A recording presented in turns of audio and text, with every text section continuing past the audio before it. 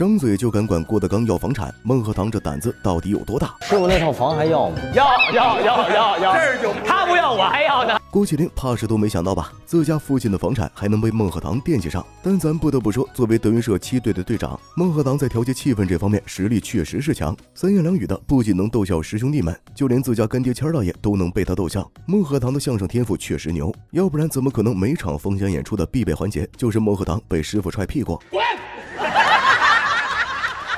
我舍不得提郭麒麟，我还舍不得提你。这看似是被师傅踹了一脚，实则却是郭老师变着法的捧孟鹤堂。德云社每场封箱返场，台上站满了相声演员，那怎么才能给观众留下深刻记忆呢？要不然就是有记忆点的才艺展示，要不然就是和师傅有互动，而这2点都被他牢牢掌握。这样的孟鹤堂又怎么能不被观众记住呢？毕竟他在台上可是敢直呼师傅大名的。德纲，不是我不该。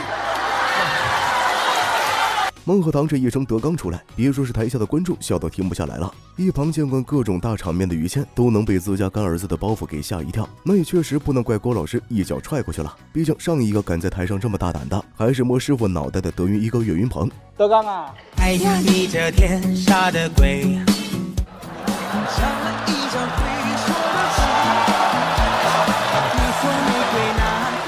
摸之前的月月啥都不怕，摸之后的月月疯狂往后退，这求生欲多少来的是有点晚。可你还别说，月月是挨打了没错，但现场的氛围是真的棒。不过要说起德云社里大胆的角们了，那怎么能少了德云坟王张鹤伦呢？想要人家在书房创作作品的时候，总穿的这个汗摊儿。可我就那一件，以后我就光膀子创作。我再送你一件别的。莽啊！那个。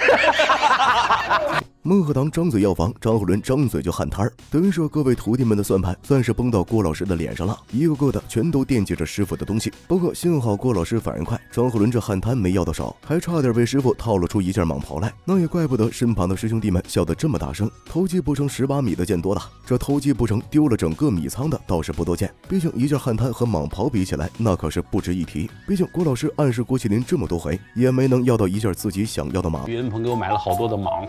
郭麒麟你怎么说他都不带识茬的。郭老师一边吐槽，一边再暗示一遍自家儿子。不过目前看来，郭麒麟还是没回应。毕竟现在大部分能做蟒袍的手艺师傅，可都在郭老师的通讯录里。但凡有人订蟒袍，郭老师肯定第一时间知道信息。不过大林也在采访中说过，不会给自家父亲买蟒袍。喜欢的球队穿着蓝色的球衣，我爸说：“哎，这蓝色其实做蟒也好看。”他老憋着让我给他做蟒，你知道吗？越这样我就不给他做。当然他不这样，我也不给他做。我们家就这样。其实大林不买蟒袍也是有自己的顾虑，毕竟各位师兄弟们给自家父亲送过蟒袍，自己再送不可能比师兄弟的便宜。单送的蟒袍如果太贵，就会把师兄弟的比下去，所以怎么做都不合适的大林子只能选择无视自家父亲的再三暗示。想要蟒袍无果的郭老师，如今也只想着儿子多陪陪自己。什么时候回家？我得国庆节之后。回家之后请回到家里来住，不要住到你自己那里啊。一位忙着拍戏录综艺，在娱乐圈大展拳脚；一位忙着商演唱戏，复兴传统文化。这对在各自领域闪闪发光的父子俩，相聚的时光肯定少之又少。虽说父子俩之间少了些温馨时光，但他们两个却给我们带来了许多欢乐。希望在未来的日子里，郭老师和大林子能平衡好工作和生活的时间，多抽一下时光陪伴亲人。现在相声都成偶像了，膨胀了。这句话说谁呀？说谁自个儿举手。哎。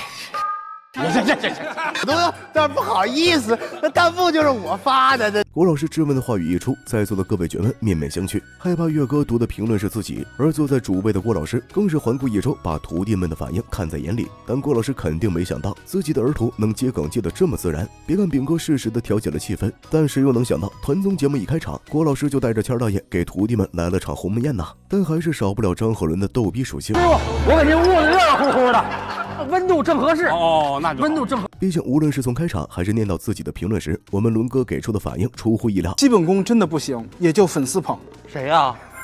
是我吗？我基本功还可以。